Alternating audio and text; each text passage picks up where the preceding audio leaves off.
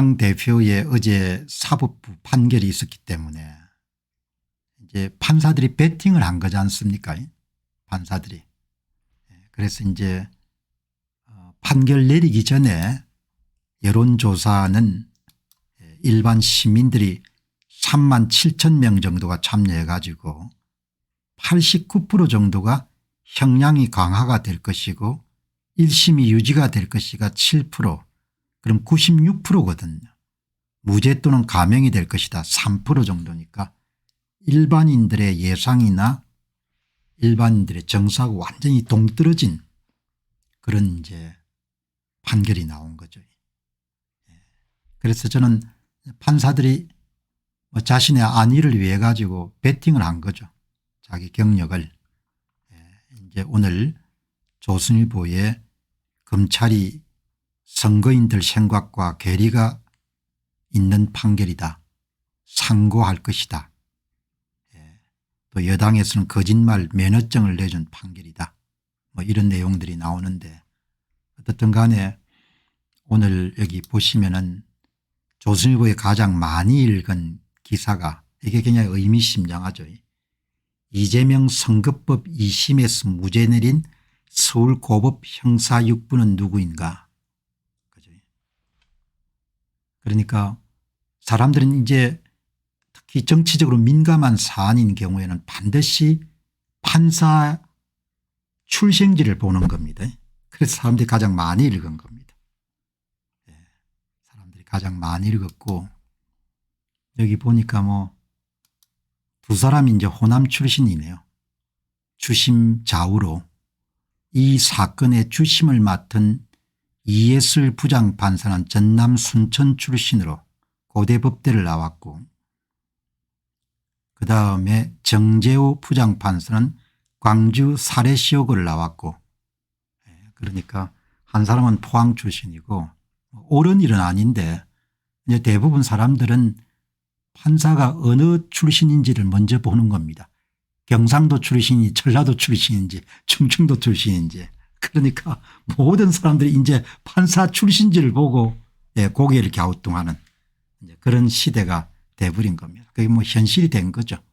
됐는데 뭐 이게 제가 아무리 여러분들 읽어도 이해가 잘 안 가요. 그러니까 뭐 나름대로 논리를 만들어 가지고 그렇게 했는데 이게 이제 허위 사실이 아니라는 거지 않습니까? 김문기 관련 발언도 허위 사실 공표가 아니다. 아무리 여러분들이 이 사람들이 한 판결문을 읽어봐도 이게 어떻게 허위 사실이 아닌지 본인들이 이제 법을 해석할 권한을 갖고 있으니까 그다음에 이제 벽형동 발언이 과장이 있었지만 허위는 아니다. 그렇게 이제 본인들이 그렇게 결정을 했으니까 홍준표 대구광역시장이 무죄를 정해놓고 논리를 만든 겁니다. 그렇지만 그 정도로 후보 자기를 박탈하기는 부담스러운 측면도 있었겠죠. 그렇지만 선거법 위반을 위반했으면 위반한 거고 위반 안 했으면 안 한 거지 않습니까? 그러니까 어쨌든 정치인의 진퇴는 판사가 아닌 국민이 선거로 결정해야 된다는 말을 새삼 떠오르게 하는 판결입니다. 이런 걸 보게 되면 홍준표 시장은 선거하면 이길 수 있다고 생각하는 모양입니다. 현재 선거 제도에서는 이길 수가 없지 않습니까? 아무튼 간에 법조인 출신이니까 홍준표 시장 이야기는 무죄를 정해놓고 논리를 만든 것 같다. 그렇게 이야기를 하는 것이고 민경욱 전 의원은 이재명이 죄를 지은 것은 상수고 제대로 된 판사 아니면 좌파 판사가 얻어 걸릴 확률은 변수고 오늘 재판 결과에 일비할 필요는 없습니다. 실망을 거두고 좌파 판사 규탄에 나섭시다. 우리는 판결할 테니까 국민 너희들은 조용히 받아들이라. 절대 그렇게는 못합니다. 이렇게 나오는데 어떻든 간에 판결문을 보면서 야 어떻게 이렇게 논리를 만들어 가지고 억지라는 생각이 드는 거죠. 자 아무튼 간에 뭐 별로 판사들이 타협을 한 거라고 그렇게 저는 보거든요. 판사들이 본인의 소신에 기반을 둘 수도 있고 본인의 경력의 앞날에 대한 부분도 고민을 했을 수도 있는데 국민들이 법기술자는 아니지만 기본적으로 압도적인 다수가 형량이 유지가 되거나 더 강화될 수밖에 없는 사건이다 이렇게 이야기했지만 판사들이 완전히 다른 판결을 내린 거지 않습니까? 그러니까 외압에 굴복했다기보다도 자발적으로 그렇게 이제 드러누운 거죠. 이제 오늘 제가 자주 소개하는 이석우 변호사가 이렇게 한 내용을 보게 되면은 기뻐하는 변호사들도 있겠으나 상식에 완전히 어긋난 엉터리 결론입니다. 이제 법원에 출입하는 변호사 입장에서 냉정하게 이제 평가한 거죠. 인간은 완벽하지 못하기 때문에 정파적 재판에서 본인의 성향을 버리기는 힘들 수 있지만 그래도 기본선이라는 것이 있습니다. 그 기본선이라는 것이 완전히 무너졌습니다. 어제 아마 판결을 보고 이런 생각을 하신 분들이 꽤 많을 겁니다. 지난 위정교사 1심 재판 최근 울산선거 부정항소심을 보면서 혹시 하는 걱정을 있었는데 제대로 갈겨버린 것 같습니다. 국토부의 협박을 받아서 벽형동에 용도 변경을 했다는 명백한 동영상이 시중에 나뒹굴고 있고 중학생도 판단이 가능한 아주 간단한 사안입니다. 선거법 위반 사건은 다른 사안에 비해 가지고 훨씬 더 간단한 사건인 거죠. 대선에서 이기기 위하여 전 국민을 상대로 카메라 앞에서 벽형동 비리 관련된 그런 주장을 했는데 어떻게 저런 식으로 판결하는지 모르겠습니다. 변호사로서 법률가로서 제 상식으로는 대법원에서 위정교사 오늘 판결 모두 바로 잡힐 것입니다. 그렇지 않다면 대한민국은 망해도 할 말이 없습니다. 마지막 문장이 상당히 가슴에 와닿는 겁니다. 이렇게 여러분들 사실과 진실이 많이 무너지게 되면은 정말 나라가 어마어마하게 어렵게 되더라도 별로 할 말이 없을 것 같아요. 각자가 해야 될 일을 너무나 이렇게 제대로 수행 안 했기 때문에 대한민국은 망해도 할 말이 없는 것 같습니다. 이 이야기가 너무나 여러분들 가슴을 후벼파는 것 같습니다. 자, 여기 이제 보시면은 오늘 결과를 보면서 히틀러가 떠올랐습니다. 정확히는 독일의 히틀러 시대가 떠올랐습니다.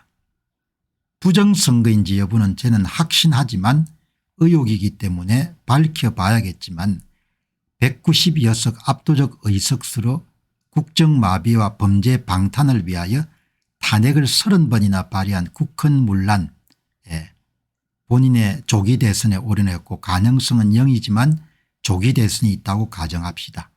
그리고 범죄인 누구가 대통령이 된다고 가정합시다. 뭐 이 지금 이미 예고편이 다 이제 펼쳐진 거지 않습니까? 선거 사기를 통한 이런 입법 독주가 어떻게 이루어질 수가 있는지를 다 지금 보고 있잖아요. 지금도 여러분들 앞으로 전개될 한국 상황이 예상이 안 되면은 그러면 자기 머리를 탈해야 되는 거죠. 190석 막무가내 입법 독재 세력이 대통령까지 하게 되면 어떤 나라가 되겠습니까? 전체주의 독재 국가가 되지 않겠습니까? 뭐 이런 이야기를 했는데 어떻든 간에 현행 선거제도로서는 공정선거를 기대할 수는 없는 거죠. 거기에 대해서 받아들이고 싶지 않은 분들도 많으시겠습니다만은 뭐 받아들이고 받아들이지 않고는 자기가 판단할 수 있는 사안이기 때문에 제가 굳이 설득할 수 있는 그런 뭐 생각은 갖고 있지 않지만 어떻든 이거는 전수 분석을 통해서 얻은 결과지 않습니까? 2022년 3구 대통령 선거 당시에 이재명 후보는 선관위 측으로부터 사전투표장에 오지 않은 224만 표 정도를 받은 거지 않습니까? 주정치가. 그럼에도 불구하고 24만 7,077표 차이로 윤석열 후보와 함께 패배한 거죠. 당시에 사전투표 조작률이 13.7%입니다. 그러니까 선거 사기를 기획한 사람들이 상황을 너무 낙관적으로 봐가지고 조작을 적게 했다는 거죠. 13.7%니까 이번 4월 10일 총선처럼 한 20% 정도 조작을 했게 되면은 몇십만 표 차이로 이재명 후보가 당선이 됐겠죠. 이게 지금 현실인 겁니다. 선거라는 측면에서 보면 대한민국은 완전히 망한 상태인 겁니다. 이 선거 제도를 고칠 수 없는 한 대한민국은 좌파 일당 장기 지배 체제가 굳어지는 거죠. 뭐 홍준표 씨는 본인이 대통령에 나와 가지고 이길 수 있다고 생각할 것이고 오세훈 씨도 마찬가지죠. 그러나 제가 이야기하는 것은 소망하는 거하고 바라는 거하고 전수 분석을 통해서 찾아낸 결과는 완전히 다른 거죠. 어떤 종류의 사람도 대통령 선거에서 민주당 후보를 이길 수가 없는 거죠. 이재명 후보가 나오든 다른 사람이 나오든 간에 무조건 민주당이 장기 집권에 들어가는 겁니다. 이렇게 여러분들 정리를 하시면 좋은 것 같죠. 뭐 감정적으로 이렇게 볼 필요가 없고 냉정하게 이야기하게 되면 이게 팩트한 거죠. 팩트. 그치? 이 상태에서는 절대로 이길 수가 없는 겁니다. 계몽된 사람들조차도 낙관론을 가지신 분 계시는데 제가 지금 말씀드린 그냥 과학을 이야기합니다. 이게 전수분석입니다. 전수분석. 그러니까 선관위가 발표한 자료를 가지고 위조표 개수를 다 추정한 거지 않습니까? 전수분석 통계분석이 아니고 전수분석을 한 겁니다. 이길 수가 없는 겁니다. 상황이 굉장히 심각한 거죠. 선거에 관한 한 대한민국은 완전히 망한 겁니다. 지금 상태. 그러니까 이 상태를 사전투표 제도를 개선하든지 해가지고 여러분들 상황을 바로잡을 수가 없으면은 뭐 이 상태로 계속 갈 수밖에 없는 거죠. 그렇게 해서 보면은 어떻든 간에 지금 상황이 여러분들 그렇게 된 겁니다. 자, 그 다음에 이제 오늘 이번 이제 사건이 나오고 난 다음에 이 판사들의 출신 지역에 대한 이야기들이 많이 나왔기 때문에 제가 그냥 그 이야기를 뭐 자세한 논평하지 않고 그냥 정보를 제공하는 차원에서 이야기를 드리도록 하겠습니다. 이 김향훈 변호사 이제 저도 이제 정치적으로 민감한 사안들이 발표가 되면 판사가 어느 지역 출신인지를 먼저 보는 거죠. 그러니까 이렇게 하리라고는 생각을 해본 적이 없는데 이렇게 하는 겁니다. 이 김향훈 변호사가 전주 출신입니다. 전주 출신이고 서울법대를 나오셔가지고 변호사를 하는 김향훈 변호사가 비교적 우리보다도 이제 호남에 대한 그런 인맥이 있고 지역 사정을 좀 더 잘 알겠죠. 김향훈 변호사가 이제 페이스북 글에 이번 판결을 보고 이 정리한 내용들은 동양 사람들이니까 조금 더 객관성이 있지 않겠느냐. 김향훈 변호사가 고성혁 씨 글을 인용하셨는데 우파들은 오늘의 판결을 이해할 수가 없다고 하는데 우리 입장에서 보면 충분히 이해하고도 남는 것입니다. 그 사람들 입장에서 무슨 말이냐 하면은 그 사람들은 법리 해석을 하는 것이 아니고 그들 나름대로 독립운동을 한다는 심정으로 판결을 내리는 것입니다. 그들식의 독립운동을 하는데 무슨 법리 해석이 필요하고 사법 정리가 있겠습니까? 우리 인민공화국 독립만세인데 보수파는 일제잔재들이고 우리들 일제잔재를 청산한 독립운동 판결인데 무슨 법리 논쟁이 있겠습니까? 그 사람들은 오늘 독립만세운동 한 겁니다. 이렇게 여러분들 고선혁 씨 이야기를 김향훈 변호사가 김향훈 변호사가 전주 출신일 겁니다. 그렇게 이제 소개를 한 겁니다. 그리고 유독 김향훈 변호사의 글에 오늘 이번 판결을 내린 판사의 출신 지역에 대한 이야기가 많이 나왔기 때문에 김향훈 변호사가 이번 판결이 내리기 전에 저도 전라도 판사가 둘이라는 이야기를 듣고 심한 불안감에 휩싸였고 그래도 혹시라고 생각했다가 아니야 전라도는 절대 그 공산주의 신념을 버릴 리가 없으라고 다시 생각했었습니다. 김향훈 변호사도 불안해했다는 거죠. 나 조슈아 님께서 전라도 판사가 둘이라는 얘기를 들었을 때 애초에 저는 기대도 하지 않았습니다. 그런 이야기가 나오는 겁니다. 그러니까 뭐 유감스럽게 생각하시는 분도 계시겠지만 정치적으로 민감한 결정인 판관에서 항상 호남 출신의 이런 판사들이 있으니까 그러니까 이번도 예외가 아니라는 이야기인 거죠. 자, 이제 이 글을 보고 그래도 혹시나 했습니다. 혹시나 했는데 뭐 궤변으로 가지고 무죄를 하니까 참 딱합니다. 고승혁 씨의 이야기를 김향훈 변호사가 인용을 하셨는데 한국에서 정치재판의 결과를 저는 100% 맞출 수 있습니다. 우파가 절대로 이기지 못하는 정치재판의 조건은 첫째 판사가 전라도 출신 특히 전라남도 광주이고 광주에서 고등학교를 나왔을 경우에는 우파가 절대로 이길 수 없습니다. 두 번째 우리법 연구회 등에서 활동했을 경우입니다. 이 두 가지에 모두 해당할 경우 우파는 절대 재판에서 이길 수가 없습니다. 그러니까 고성혁 씨 이야기는 판사의 그런 출신 지역이 정치재판에서는 엄청난 영향력을 발휘하고 있다. 이런 시중에 이런 의심과 의혹을 뒷받침하는 그런 주장을 펼치는 거죠. 자, 여기 이제 보시게 되면은 이분이 이번에 판결했던 부장판사 정재호 판사 모양입니다. 고성혁 씨 이야기입니다. 제가 우려했던 근거가 세 가지가 있습니다. 첫째는 전라도 판사가 2명이나 배치된 것이고 두 번째는 광주 출신 정재호 판사가 사석에서 1심 판결이 과도했다면서 비판한 것이고 세 번째 재판 과정에서 검찰에 대해서는 까칠하게 대하고 이재명 측에 대해서는 우호적으로 였던 것입니다. 결론은 전라도 판사가 전라도를 했습니다. 이렇게 이야기하는 겁니다.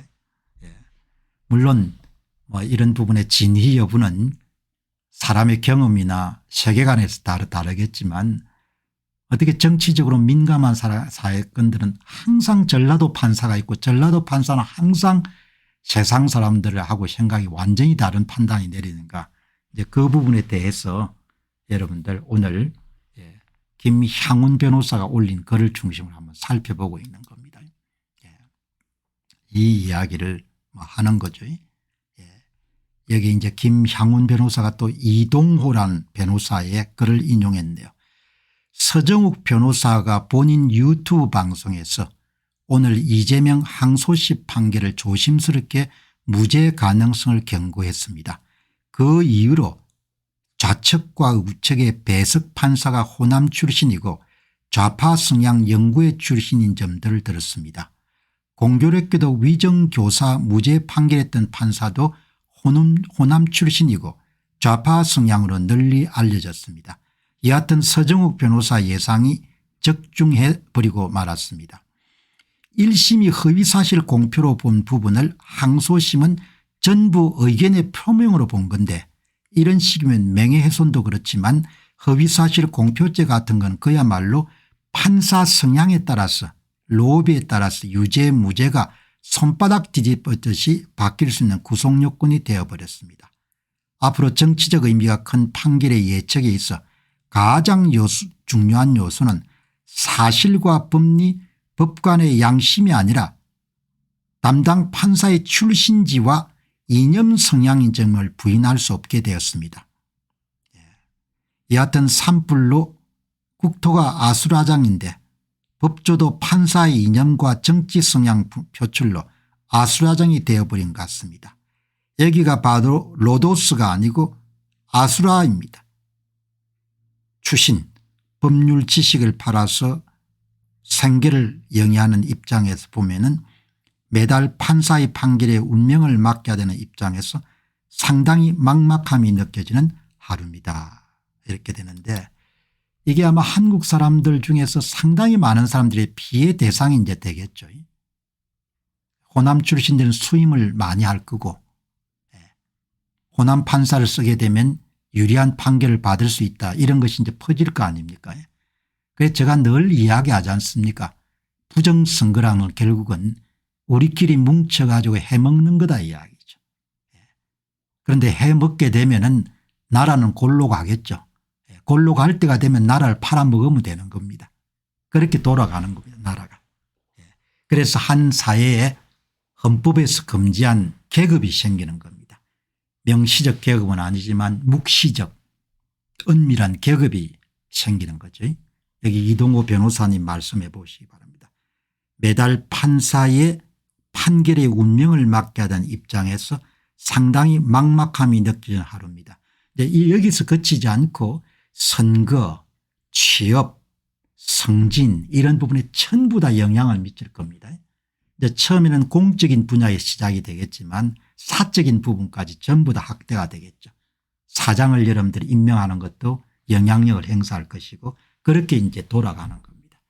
그래서 계급이 만들면 계급이 한 사회에 선거를 장악한 자들을 중심으로 해서 계급이 성골, 진골, 상놈, 평민이 만들어지게 되는 겁니다. 그게 지금 한국 사회에서 벌어지고 있는 상황인 거죠.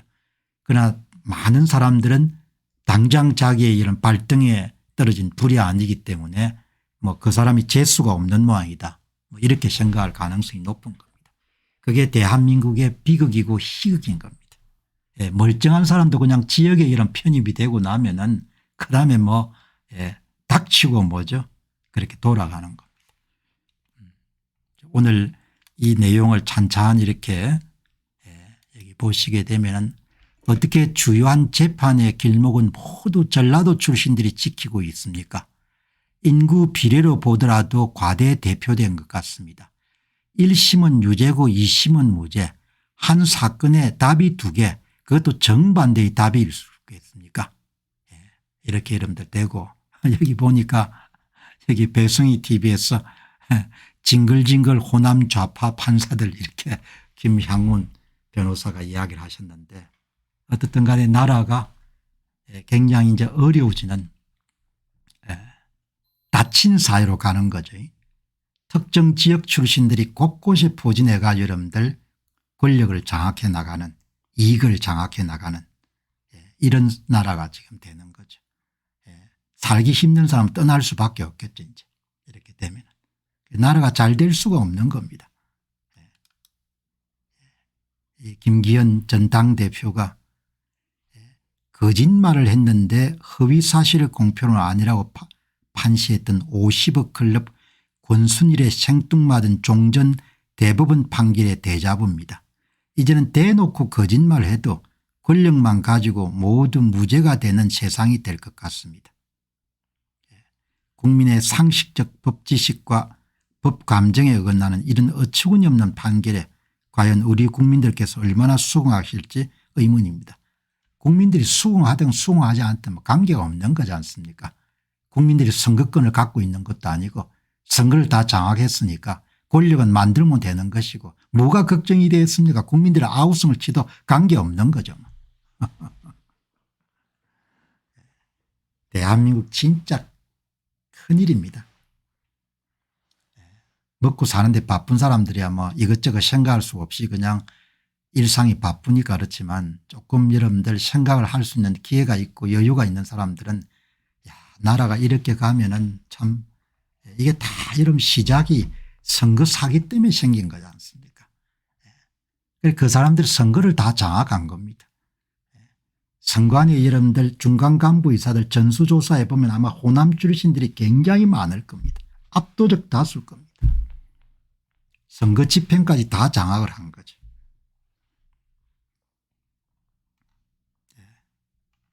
가끔 생각해 보면 그냥 국호를 바꿔버리면 어떨까 싶습니다. 그냥 대한민국이 아니고 이제는 전라민국으로 그냥 바꿔버리면 더 속 시원할 거 아닙니까? 대한민국은 최소 아닌 거죠. 민국이 없으니까 국민들이. 예? 이런 선거를 하는 거지 않습니까? 이게 무슨 선거입니까? 이게 2024년 4월 10일 총선이지 않습니까? 이런 그래프를 보고도 전혀 문제가 없다고 생각하는 사람들이 많으니까 관내 사전하고 당일의 차이가 11%나 됩니다. 2024년에. 2020년 4.15 총선에 8.90%. 이 두 배만큼 여러분들 표를 집어넣어 준 거지 않습니까? 이게 2020년 4.15 총선입니다. 이런 일들이 발생하고 나서 5년이 지났는데 지금도 뭐죠. 음모론이 어떻고 저떻고 여러분들 이렇게 이야기하고 전 언론들이 힘을 합쳐가 뭐죠. 이걸 덮기 위해서 노력하니까 이게 나라가 망해도 싼 거죠. 뭐. 이런 그래프를 보고도 이게 정상이라고 생각하니까 이게 2020년 4.15 총선입니다. 이게 이름 2024년 4월 10일 총선입니다. 대단한 거죠. 이런 선거를 보고도 모든 문제가 근원을 생각해야 되지 않습니까? 선거가 무너졌기 때문에 나라가 법조 체계란 이게 전부가 뭐죠. 교육 현장부터 시작해서 전부 다 여러분들 장악이 된 겁니다. 어마어마하게 여러분들 비극적인 이야기입니다. 오늘 방송에 오셔가지고 또 딴 생각하시는 분들 계시겠지만 제 이야기는 그냥 진실을 이야기해 주는 겁니다. 이렇게 가면 진짜 망한다 당신들. 진짜 망하는 걸 보고 망하는지 깨우치겠냐. 이런 겁니다. 이런 걸 보고 5년이 지난 지금도 뭐죠. 정규제 조갑제가 벌벌 떨지 않습니까? 날뛰지 않습니까? 이걸 보고 이렇게 선거가 이러면 2020년 선거가 이렇게 됐기 때문에 이걸 못 고치는 거 아니지 않습니까?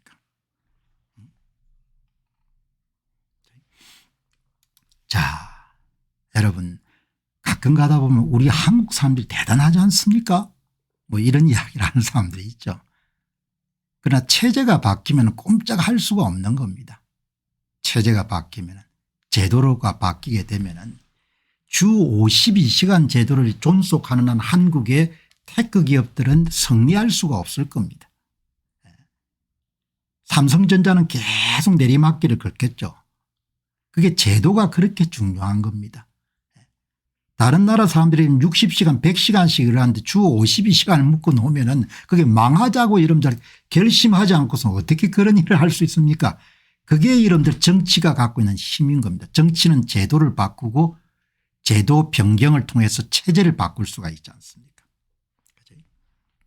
오늘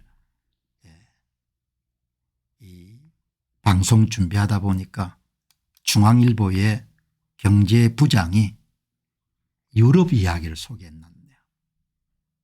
지금부터 한 20년 전에 2005년 무들만 하더라도 독일하고 이탈리아가 여러분들 1인당 국민소득이 비슷했는데 20년 후에 한 나라는 3만 불, 독일은 5만 불, 이탈리아가 20년간 3만 달러 대해서 제자리 걸음을 하고 있기 때문이다. 이런 글을 쓴 겁니다. 이탈리아 배우 가운데 이제 소피아 로렌 같은 분이 굉장히 명성을 날렸지 않습니까? 그래서 가끔 유튜브 방송을 보다 보면은 이탈리아의 전후 50년대 60년대 흑백 여러분들 그런 다큐멘터리 같은 걸 보지 않습니까? 굉장히 나라가 활기가 찼던 나라죠. 이탈리아가. 그러니까 20년 전에 국민소득이 거의 비슷했네요. 독일이 32,470달러, 독일이 35,730달러, 이탈리아가 32,470달러. 이탈리아는 영원히 3만 달러를 벗어날 수 없겠죠. 이탈리아에게 남은 것은 내려가는 길밖에 없을 겁니다. 한국이 10년 넘었습니다. 3만 달러에 진입한 지가. 한국은 계속 내리막길을 걷겠죠. 다른 나라 사례라는 것이 굉장히 많은, 독일도 굉장히 지금 어렵지 않습니까? 과잉복지에 따른 재정 악화, 유럽 최고의 고령화, 정치권의 포퓰리즘 등이 얽히면서, 그리고 거기다가 이탈리아는 또 영고주의가 굉장히 심합니다. 연고주의가. 문서를 남기지 않고 그냥 전화로 뭔가 취업을 부탁하거나 승진을 부탁하는 연고주의. 여러분들 선거가 무너지게 되면 그 나라가 연고주의로 가게 되는 겁니다. 정실주의로. 그럼 나라가 완전히 골로 가는 겁니다. 그게 베네수엘라고 여러분 남미의 많은 국가고 이탈리아인 거죠. 능력주의가 빛을 발휘할 수가 없는 겁니다. 아마 조금 이따 보시기 바랍니다. 좀 지나면은 사기업 CEO도 특정 지역 출신을 지명해서 이런들 만들 겁니다. 국민을 두려워할 필요가 전혀 없으니까 아우성치도 관계가 없는 거죠. 그래서 이탈리아를 많은 젊은이들이 떠나지 않습니까? 연고주의 때문에. 집안의 배경이라든지 출신 지역의 배경이 없으면 출세를 할 수가 없는 겁니다. 그렇게 나라가 여러분들 그냥 기우는 겁니다. 여기 보면 뭐 전부 다 돈을 고령화에 돈을 다 퍼붓는 겁니다. 이게 한국의 미래가 될 가능성이 엄청나게 높죠. 그래도 이탈리아는 선거가 이런 무너지지는 않은 나라잖아요. 그래서 권력을 교체할 수가 있는 거죠. 권력을. 그냥 한국은 선거가 무너진 겁니다. 이런 나라하고 비교할 수 없을 정도로 열악한 상황이 있는 겁니다. 이탈리아를 가면 참 나라가 늙었구나 하는 생각을 많이 하고 그래도 뭐 그 나라는 또 여행객을 맞을 수 있는 그런 인프라라든지 여행 그런 자원이 있으니까 우리보다 훨씬 나은 거죠. 이렇게 여러분들 지금 돌아가는 겁니다. 전부 다 닦아 써먹는 겁니다. 그냥. 경제성장률이 이탈리아가 0에서 1%인데 한국은 정확하게 2029년 김세직 서울대 교수 전망에 따르게 되면 지금 1%대 진입을 했고 2029년에 0%에 들어간다는 거예요. 그러면은 재정지출을 어떻게 충당할 거냐 이야기죠. 당장 삼성전자가 어려워지게 되면 법인세 같은 거 어떻게 거둘 거냐 이야기. 그래서 매년 100조 150조 정도 꾸어다 쓰는 겁니다. 그렇게 나중에 터지는 거죠. 경제위기를 뭐 불을 보듯이 뻔한 거죠. 거기다 이런 원화 가치가 계속 내려갈 거 아닙니까? 가치가 떨어지겠죠. 국가 부채는 엄청나게 늘어나고 이탈리아가 지금 여러분들 137.3%네. 그리스가 160%. 이렇게 여러분들 가는 게 뭐 뻔히 예상 가능하지 않습니까? 그래도 우리보다 훨씬 낫죠. 선거를 통해서 여러분들 그래도 정권을 그래도 교체할 수가 있으니까. 한 신문의 경제부장이 쓴 독일과 이탈리아 비교를 보면서 참 많은 것을 생각하게 되네요. 한국은 1인당 총생산이 2017년 이후 8년째 3만 달러에서 맴돌고 있다. 올해도 1%대 저성장으로 4만 달러대 진입은 불가능해 보인다. 4만 달러 진입을 뭐 잠시 하겠지만 그러나 또 원화 가치가 여러분들 떨어지게 되면은 또 후퇴하고 이렇게 하겠죠. 지금 한국은 독일이 아닌 이탈리아가 발을 디딘 곳으로 향하고 있어 안타깝다. 몰라서 이름 고치지 못하는 게 아니고 뻔히 알면서 뭐 문제를 해결을 못하는 거죠. 한국은 세계에서 가장 빠른 속도로 저출산 고령화가 돼 있고 2000년대 초반에 5% 내외였던 한국의 잠재 성장률은 1%대로 떨어졌고 2029년에 0%대로 떨어질 것이고 세금 등의 추가적인 수입 변화 없이 사회복지 지출이 지금보다 20% 증가하는 경우에 3년 뒤에 국내 총생산 대비 국가 부채 규모가 202%까지 상승한다. 애기들 안 낳을 거고 주력 산업의 이런 경쟁력은 여러분들 낮아질 것이고 사회는 늙어갈 것이고 예산을 써야 되는 사람 숫자는 늘어날 것이고 젊은 사람 세금 부담은 늘어나게 될 것이고 출구가 어디 찾을 수 있겠습니까? 계속해서 이런 일 안 하는 쪽으로 이런 나아가는 것이고 갈수록 악화하는 청년 고용까지 이탈리아의 데자뷰다. 이탈리아하고 이런 판박인 거죠. 결국은 발등에 불이 돼가 여러분들 경제위기를 경험하면서 깨우치게 되겠지만 그때야 재개하기가 어렵지 않겠습니까? 나라라는 게 늙어버렸으니까. 한국보다 먼저 3만 달러대에 오른 영국 프랑스 네덜란드 아일랜드 등은 2, 3년 만에 4만 달러를 넘어 고도 경제를 구축했고 아주 빨리 여러분들 일어섰네요. 2017년 한국과 함께 3만 달러대의 국민소득을 가졌던 이스라엘은 5만 5천 달러까지 올라갔다. 한때 우리를 앞섰던 스페인, 그리스, 포르투갈 등의 1인당 소득은 이제 한국에 못 미친다. 높은 국가 부채 비율, 낮은 생산성, 노동시장 경직성, 불안한 정치 사회 등의 공통분모로 뽑힌다. 그래도 이 나라들은 선거 부정은 없거든요. 그래도 재기 가능성이 있는 겁니다. 그리스와 마찬가지로. 한국은 참 큰 문제를 안게 된 겁니다.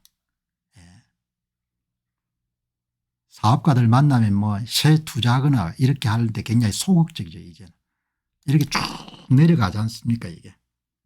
5년 터울로 이렇게 내려가 가지고 2029년은 0%까지 진입을 하겠죠. 다 예상할 수 있는 겁니다. 나라가 어려워지는 상황을. 한 신문의 실리콘밸리에 주재하는 기자분이 엔비디아와 타이완의 원팀이라는 그런 엔비디아나 뭐 AMD나 이런 데 출신들이 다 대만계 미국인들이고 그다음에 지금 이제 AI 혁명과 함께 엔비디아가 뛰면서 타이완 기업들이 많이 이제 전진하지 않습니까? 딱 대만하고 이런 한국의 선거 수준 차이인 것 같아요. 앞으로 어떻게 여러분들 다들 헤쳐가게 될지 어쨌든 뭐 실망감 드리자는 이야기가 아니고 다른 나라 사례를 보게 되면 뭐 너무나 예상 가능한 미래이기 때문에 선거 되찾고 제도 개혁을 통해 조금 더 개방 사회로 이렇게 여러분들 나가지 않으면은 그러면 한국은 진짜 어려워질 겁니다. 어마어마하게 어려워지겠죠. 자, 이런 좀 답답한 이야기를 봤으니까 요즘에 이 그린란드를 두고 여러분들 트럼프 행정부가 하는 발언 같은 것이 굉장히 이제 관심을 받기 때문에 이게 무슨 문제인가 하고 이런 한번 들여다봤습니다. 오늘 보니까 이 월스트리트저널의 여러분들 하단에 보니까 그린란드 사람들이 분노하고 있고 그리고 또 본인들이 원하지 않았지만 미국의 고위직들의 방문에 대해서 굉장히 혼란스러워하고 있다. 이런 내용이 이제 이게 실린 겁니다. 그동안 한 번도 그린란드 이슈를 다루지 않았기 때문에 이제 며칠 전에 이제 벤스 JD 벤스 미 부통령의 부인 인도계 미국인인 그걸 퍼스트 레이디가 아니라 세컨드 레이디죠. 세컨드 레이디가 그린란드 방문 사절을 딴 톱으로 간다 이런 보도가 실렸거든요. 그런데 그 며칠 사이에 여러분들 미 행정부의 입장이 바뀌어 가지고 세컨드 레이디하고 동시에 JD 벤스 미국 부통령이 동행을 해서 가는 것으로 그렇게 아마 일정이 그런 사절단이 바뀐 것 같네요. 그만큼 이제 비중 있게 다룬다는 거죠. 그래서 이제 오늘 기사를 보니까 We are not for sale. 그린란드는 판매용 상품이 아니다. 뭐 이런 내용들이 실리고 그린란드가 한 5만 7천 명 정도 인구가 있는 모양인데 그 넓은 땅에 텍사스의 한 3배 정도 크기라고 합니다. 여기 미국 영사관 건물인 모양입니다. 이거는 이제 그린란드의 수도에서 이제 경찰 고위직이 기자들의 질의응답에 답하는 내용이고 아마 여기가 누크라는 지역인 모양입니다. 그린란드 수도. 그 넓은 땅에 한 5만 7천 명 정도가 살고 전략적으로 굉장히 중요한 지역이네요. 여기가 보니까. 이게 북극인데 피추피크라는 데서 미국의 군사기지가 있고 그다음에 덴마크에 또 군사기지가 있고 여기도 덴마크의 군사기지가 있고 여기는 캐나다고 그린란드가 여러분들이 이렇게 대서양 중심을 보니까 미국하고 굉장히 가깝네요. 아일랜드가 있고 우리는 항상 태평양 중심으로 보기 때문에 기사 가운데 이런 중요한 내용을 한번 이렇게 훑어보니까 JD 벤스 부통령이 원래 여러분들 세컨 레이디만 보내려고 했는데 사안이 워낙 이런 중요하니까 벤스 부통령이 이제 함께 가는 걸로 그렇게 아마 결정이 된 모양입니다. 이제 보니까 벤스 대통령은 화요일 날 바로 어제죠. 덴마크 정부의 반발 때문에 금요일에 아내와 함께 가기로 결정했다고 말했습니다. 벤스는 화요일 날 그 트위터 X에 올린 동영상에서 아내가 혼자서 그렇게 즐거운 시간을 보내는 것을 제가 원하지 않기 때문에 아내와 함께 걸랜드를 방문하게 되었습니다. 걸랜드가 이런 미국에게 중요한 것은 미국 국가 안보에 차지하는 위치가 굉장히 중요하고 덴마크로부터 자치령으로 이렇게 활동하고 있지만 제대로 된 대접이나 보호를 받고 있지 못하다. 그래서 이제 미국이 걸랜드를 가지는 게 좋겠다 이렇게 생각하는 모양입니다. 트럼프는 월요일 날 내각회의에서 그린란드는 우리의 미래에 있을 것이라고 생각합니다.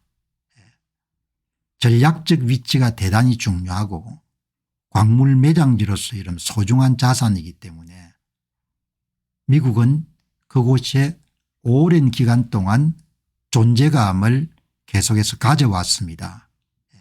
그게 이제 여러분들 한 조약에 따라 가지고 텍사스 면적의 3배 걸랜드가 스스로 이런 보호하기 위한 그런 준비가 되어 있지 않다는 겁니다. 이 넓은 땅을 보호하기 위해서 7척의 덴마크 선박으로 구성된 노후화된 함대밖에 없다 이야기죠. 덴마크 면적의 50배에 달한 영토를 완전한 무력 통제권을 행사할 수 있는 그런 힘이 덴마크에 없다. 미국은 원한다면 그린란드의 자체 군사력을 강화할 자유가 있고 조약을 통해서 그런 미국이 군사 장비를 반입하거나 그럴 권리를 갖고 있네. 1951년 덴마크의 코펜하겐과의 국방협정에 따라서 미국은 병력을 배치하고 섬에 군사기지를 유지할 수 있습니다. 냉전 기간 동안 그린란드에는 레이더와 조기경보 시스템을 포함해서 최대 17개의 군사시설을 갖고 있었습니다. 오늘날 미국은 이전에 튤 공군기지로 알려진 P2P 우주기지와 다양한 미사일 경보 센스, 우주 감시 및 제어 센서가 있는 곳만 보유하고 있습니다. 그러나 그린란드 사람들은 미국에 합병되는 것을 원하지 않는 거죠. 그런데 미국의 트럼프 대통령이 그린란드가 미국령이 되는 것이 좋겠다는 그런 제안에 대해서 상당히 이제 불안감을 느끼고 있다. 이런 내용이 이제 오늘 여러분 이렇게 실린 겁니다. 이렇게 오늘 기사에. 그래서 여러분들 한번 기사를 읽다가 정리를 한번 해볼 필요가 있겠다 생각이 들어가지고 몇 가지 질문을 여러분들 AI한테 던졌습니다. 여기에 미국이 그린란드에 대해서 관심을 갖는 이유가 뭡니까 이렇게 물어보니까 전략적 경제적 안보적 요인 때문이고 그린란드는 북극권에 위치한 지리적 요충지이기 때문에 북극해를 둘러싼 지정학적 경쟁에 중요한 역할을 담당하고 있습니다. 기후변화로 빙하가 녹으면서 북극 항로가 개척되고 있기 때문에 이것은 미국이나 러시아 중국 같은 강대국 간의 패권 다툼에서 핵심적인 위치를 차지하게 됩니다. 두 번째는 그린란드가 희토류 같은 귀한 강물 자원을 갖고 있기 때문에 경제적 가치가 높고 안보 측면에서 그린란드는 미국의 P2P 우주기지가 위치한 곳으로 미사일 방어와 우주 감시에서 중요한 역할을 담당하고 있습니다.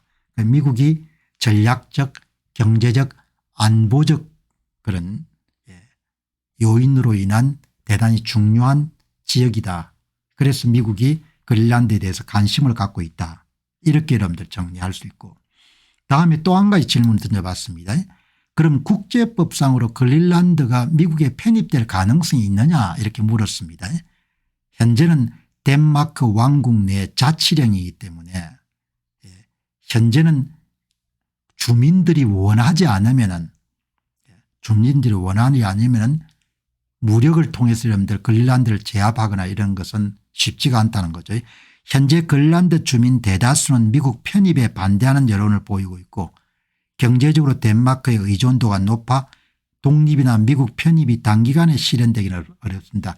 1년에 이름 한 5억 불 5천억 정도의 보조를 덴마크 정부로부터 받고 있는 것 같네요. 자치령이지만 경제적으로 자립하기가 힘들기 때문에. 세 번째는 트럼프 행정부가 그린란드 문제를 어떻게 해결해 갈 것으로 봅니까? 그렇게 물어봤습니다.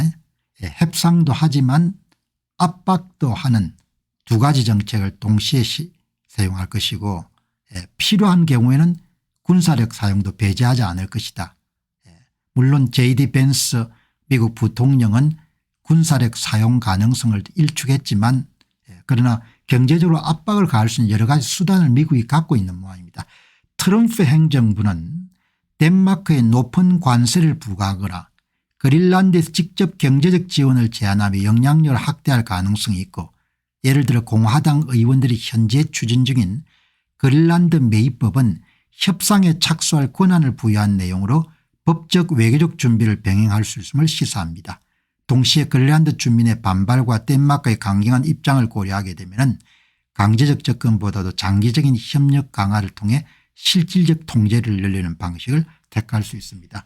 미국의 대통령이 국제적인 비난을 무릅쓰고 그린란드와 합병 가능성을 언급한 것은 미국 입장에서 대단히 중요한 전략적 요인이나 그런 부분도 있기 때문에 그렇게 판단을 내렸겠죠. 그래서 이제 오늘 하도 여러분들 그린란드 문제에 대해서 여러 가지 이야기가 나오기 때문에 한번 정리정돈하는 그런 시간을 가졌습니다. 자, 여러분 이제 오늘 어제도 잠시 알아봤는데 이 추론 모델과 기초 모델 이 내용을 오늘 한번 정리하고 넘어가도록 그렇게 하겠습니다. 참 중요한 사건이라고 이렇게 봤지 않습니까? 며칠 전에 LG AI 연구원에서 개발한 엑사1 기초 모델에 이어서 추론 모델 엑사1 딥 한국이 자체 추론 모델을 갖게 된 겁니다. 많은 언론들이 별로 그 중요성을 높게 평가하지 않기 때문에 저는 분명히 대단한 사건이다 이렇게 해서 한 2번 정도 방송을 내보냈습니다. 그런데 국내 기업이 한 AI 스타트업 기업이 엑사1에 이어서 2번째 국내 기업이 주도한 추론 모델을 출시했네요. 그 뉴스가 이제 오늘 실린 겁니다. 코난이라는 회사입니다. 아마 AI 업계에서는 상당히 많이 알려진 이 코난이 하이브리드 추론 모델 1단 출시 그러니까 기초 모델과 추론 모델을 결합한 하이브리드 모델을 국내 기업 가운데 2번째로 출시한 겁니다. 그러니까 한국 사람들에게 재능이 있는 거예요. 한국은 IT 분야에 인프라도 잘 깔려 있고 그다음에 한국의 젊은 사람들이 똑똑합니다. 그래서 여러분들 아마 프랑스나 이런 나라를 제외하고 기초 모델이나 그다음에 추론 모델을 자체 개발한 나라는 거의 많이 없을 겁니다. 큰 나라들 빼고. 이 딥시크의 R1 모델보다 더 성능이 뛰어난 그런 추론 모델을 개발한 겁니다. 굉장히 큰 뉴스입니다. 이게 굉장히 큰 뉴스라고 봅니다. 하나는 대기업인 LG가 다른 하나는 AI 스타트 기업인 코난이라는 회사가 개발한 겁니다. 이제 그 관련된 내용이 나온 겁니다. 인공지능 전문 코난 테크놀로지가 추론 모드가 통합된 신규 대형 언어 모델 엔터프라이즈 11을 이달 말 출시한다. 기초 모델 더하기 추론 모델인 겁니다. 하이브리드 모델인 거죠. 매개 변수는 32B 320억 개 규모니까 규모는 상당히 적은 겁니다. 적은 걸 가지고 중국의 딥시크보다 이런 나은 성능을 발휘했으니까 상당한 진일보한 거죠. 예. 일반 모드와 추론 모드를 하나의 엔진에 통합한 하이브리드 모드라는 점이 가장 큰 특징이고, 일반 질의응답도 잘 처리할 수가 있지만 복잡한 추론도 답할 수가 있는 기초 모델과 추론 모델을 결합한 하이브리드 모델을 여러분들 출시한 겁니다. 저는 굉장히 중요한 사건이라고 보거든요. 대기업처럼 막대한 자원을 갖고 있지 않는 AI 스타트업 기업에서 여러분들 이런 추론 모델을 개발해서 발표한 겁니다. 추론 모델 개발은 LG AI 연구원의 두 번째고, 이번 코난 테크놀로지의 모델은 추론과 비추론 하이브리드 조합한 그런 형식으로 처음이다. 일반용 모델 기초 모델과 추론용 모델을 별도로 제공하는 다른 회사 모델보다도 더 낮은 GPU 비용으로 고성능 AI 서비스가 가능한 점에서 차별화된다. 그러니까 성능은 뛰어나고 고성능인데 GPU는 컴퓨팅 용량은 적게 썼기 때문에 굉장히 효율적인 모델을 개발한 겁니다. 이런 모델을 지금 개발하는 데 성공한 것은 알리바바의 Q1, 메타의 라마, 구글의 젬마, 중국의 딥시크, 이런 회사들 정도인 거죠. 물론 오픈 AI에서는 뭐 XAI는 다 마찬가지입니다만, 여기 보시게 되면은 코난사의 하이브리드 모델의 변수는 320억 개, 그런데 딥시크는 6710개의 매개 변수를 썼으니까 5% 정도의 여러분들 컴퓨팅 용량이나 이런 것을 들여가지고 성과는 딥시크에 필적할 정도를 만들어낸 겁니다. 굉장히 중요한 업적을 이룬 거죠. 그러니까 이런 거 여러분들 이런 내용은 중앙지에서도 크게 다뤄줘야 되는 겁니다. 격려도 할 겸사겸사 해가지고. 근데 이게 얼마나 중요한지를 잘 모를 거예요. 모르기 때문에 이거를 별로 중요하게 이렇게 한국 사람들이 똘똘한 겁니다. 뭘 하면은. 더 많이 이런 일을 하도록 그렇게 격려하고 이렇게 해야 되는데 정말 이렇게 한국 사람들이 똑똑한 겁니다. 어떤 나라도 기본 모델과 추론 모델을 큰 나라들, 일본도 이런 기초 모델이 추론 모델이 어떤지 모르겠습니다. 프랑스는 한 개를 갖고 있죠. 미스트랄. 독일도 잘 모르겠고. 얼마나 똑똑한 겁니까? 그게 굉장히 중요한 뉴스인 겁니다. 지난 18일 날 3월 18일 날 LG가 세계 최고 수준의 추론 모델 엑사원 딥 오픈 소스 공개 3월 18일이거든요. 이거 엄청나게 중요한 사건이거든. 이거에 이어서 두 번째 국내의 여러분들 최초의 AI 스타트업 기업에서 추론 모델을 만들어낸 겁니다.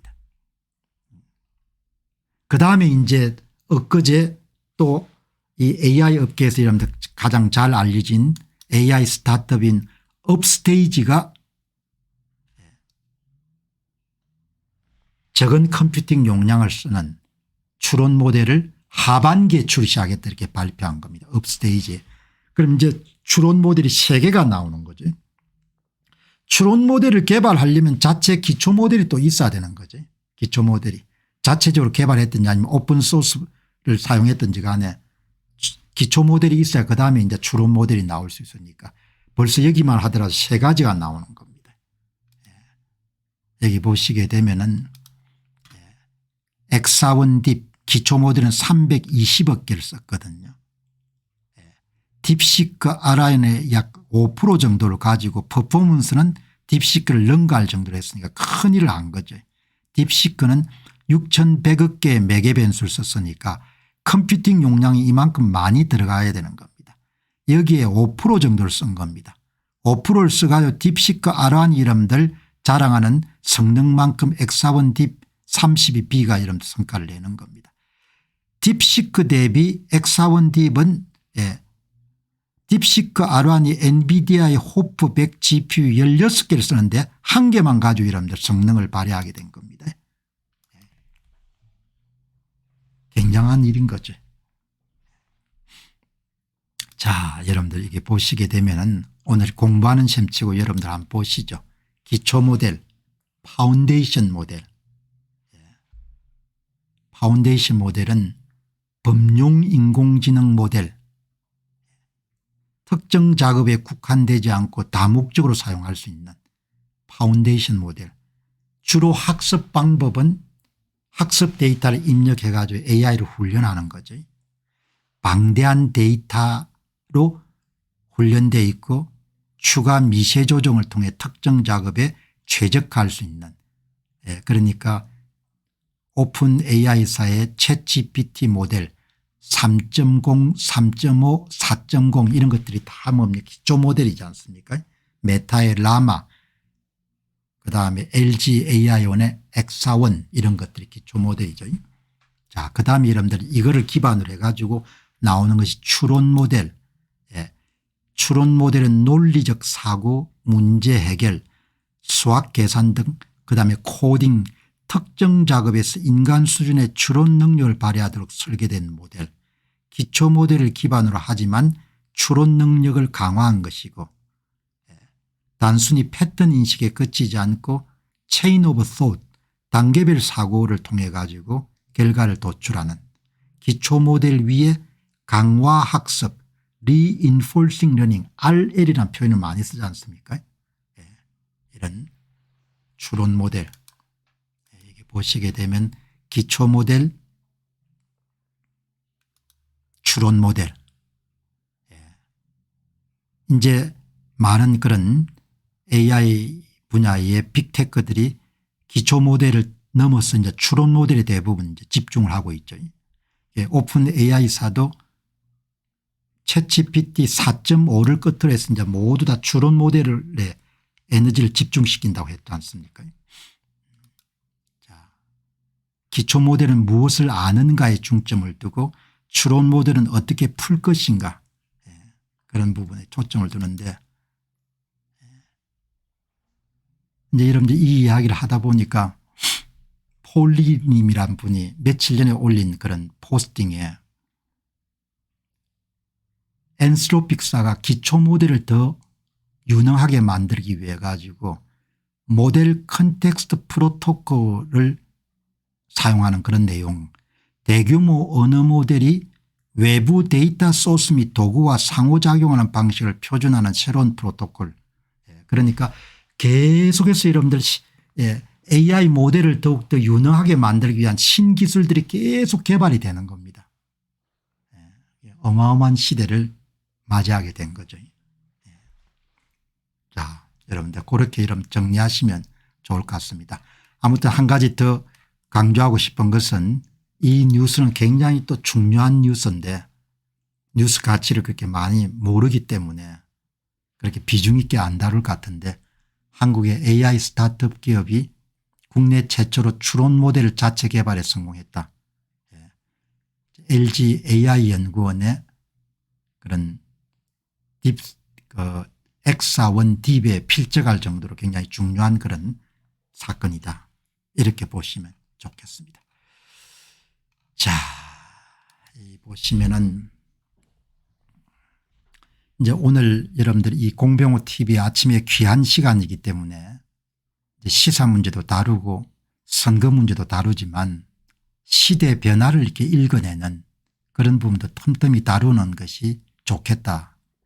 2025년이 AI 발전사에 상당히 중요한 터닝 포인트를 제공하겠다, 그런 내용들이 이제 실렸네요. 그러니까 이제 올해 예상대로 미국 경기가 조금 주춤해지게 되면은 그러면 수익성이나 비용 절감에 대한 압력을 미국의 우량 대기업들이 받기 때문에 그것을 극복하기 위해서 AI를 적극적으로 도입해 가지고 비용 절감에 나설 가능성이 높다. 그것이 바로 AI 혁명이 기업에 크게 여러분들 확산되는 계기를 제공할 것이다, 그런 내용의 기사가 실렸네요. 보시면은 미국에 닥치게 될 경기 침체가 인공지능이 사람을 대체하는 그런 자동화의 중요한 모멘텀을 제공하게 될 것이다. 그러니까 기업이 수익성을 올리기 위해 가지고 AI를 통해 가지고 사람을 대체하는 AI 서비스를 도입해 가지고 자동화하는 거죠. 그런 일들이 계속 더 확산될 것이다.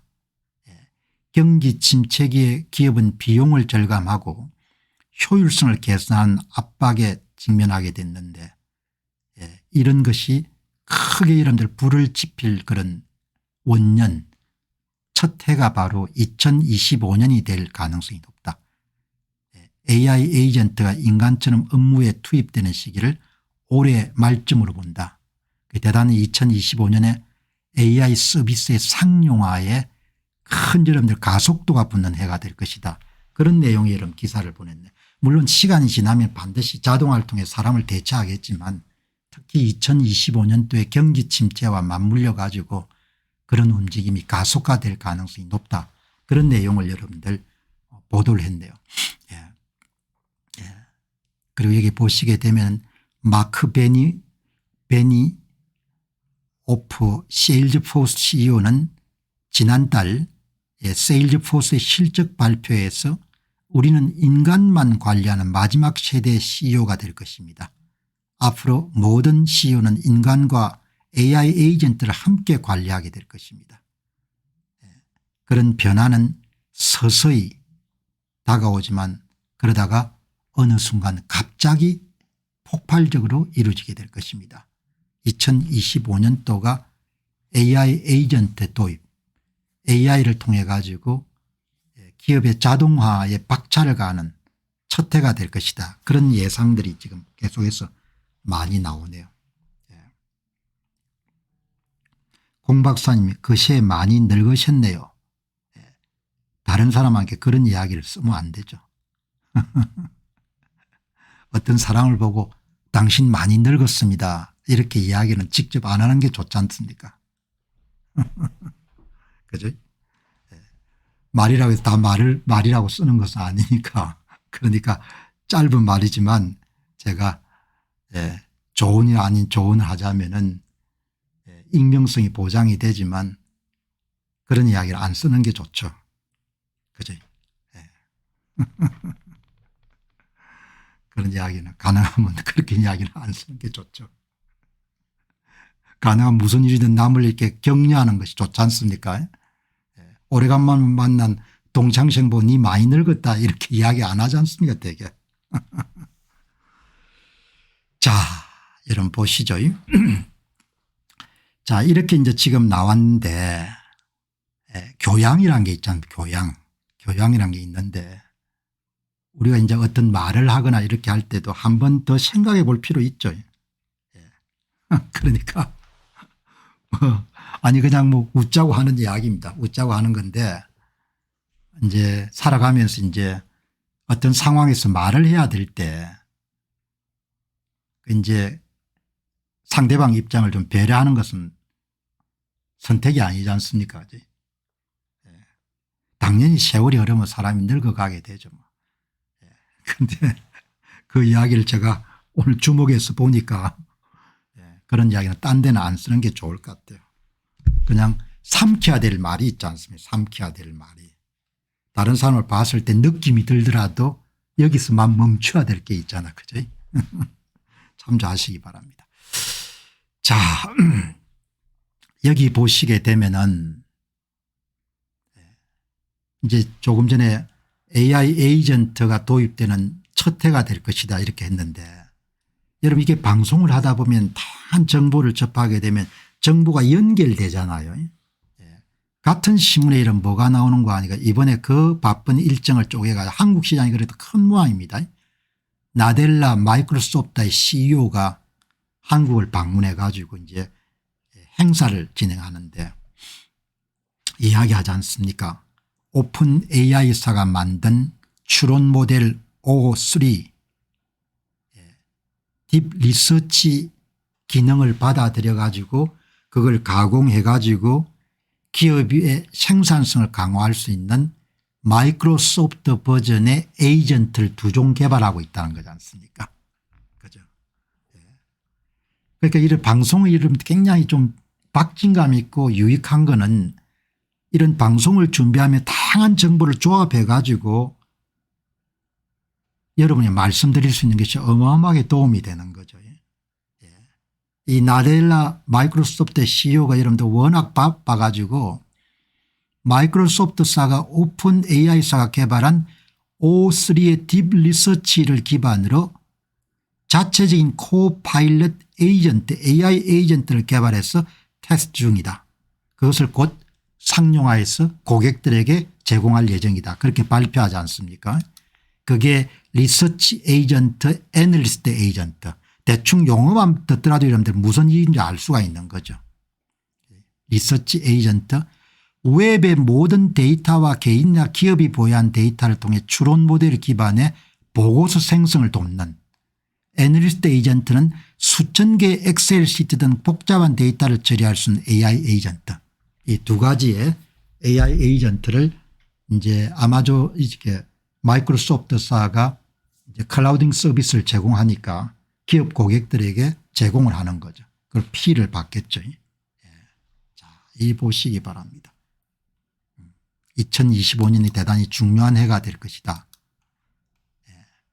그다음에 이제 여러분들 한국의 AI 스타트업 기업 가운데 어떤 기업들이 좀 앞서가는 건지 여기 나오네요.